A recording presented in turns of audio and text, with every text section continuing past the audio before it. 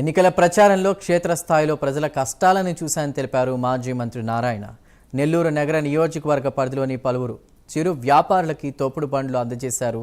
ప్రజల జీవనోపాధులు మెరుగుపరచడంతో పాటు నెల్లూరు అభివృద్ధి లక్ష్యంగా పనిచేస్తామన్నారు. వైసీపీ నిలిపివేసిన పథకాలన్నింటినీ తిరిగి ప్రారంభిస్తామని తెలిపారు.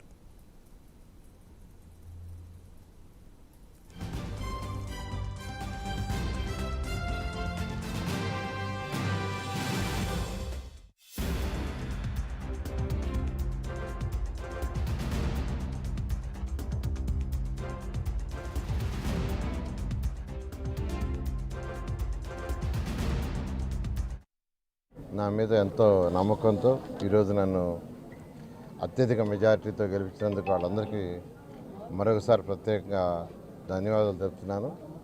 నా మీద ఏ నమ్మకం అయితే వాళ్ళు ఇంత మెజారిటీ ఇచ్చారో ఖచ్చితంగా వాళ్ళ నమ్మకాన్ని ఉమ్ము చేయకుండా ప్రజలకు చేయాల్సిన ప్రజాసేవ వర్క్లన్నీ కంప్లీట్గా పూర్తయ్యేటట్టుగా అన్ని విధాల నేను ప్రయత్నిస్తానని మరొకసారి నెల్లూరు ప్రజలకు తెలియజేస్తున్నాను.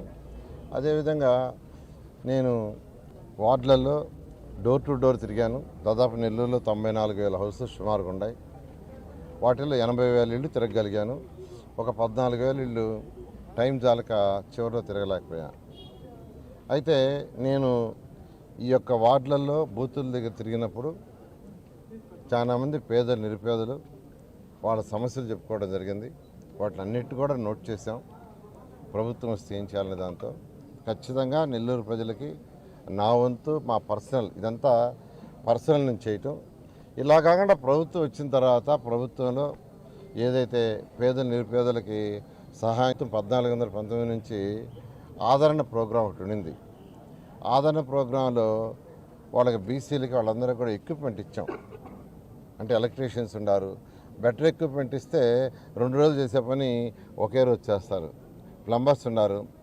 వాళ్ళకి బెటర్ ఎక్విప్మెంట్ ఇస్తే 2 రోజులు చేసే పని ఒక రోజు చేస్తారు. అంటే 2 రోజులు వచ్చే ఆదాయం ఒకే రోజు వస్తుంది. అలాంటిది ఇవ్వడం జరిగింది.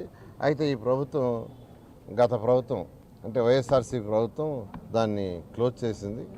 మళ్ళీ అటువంటి పథకాలు తీసుకొచ్చి పేదలు నిరుపేదలు ఎవరైతే ఉన్నారో వాళ్ళకి స్కిల్ డెవలప్మెంట్ కూడా డెవలప్ చేసి వాళ్ళకి ఇన్కమ్ పెరిగేటట్టుగా చేయడం జరుగుతుందని ఈ సందర్భంగా మీకు తెలియజేస్తున్నాను.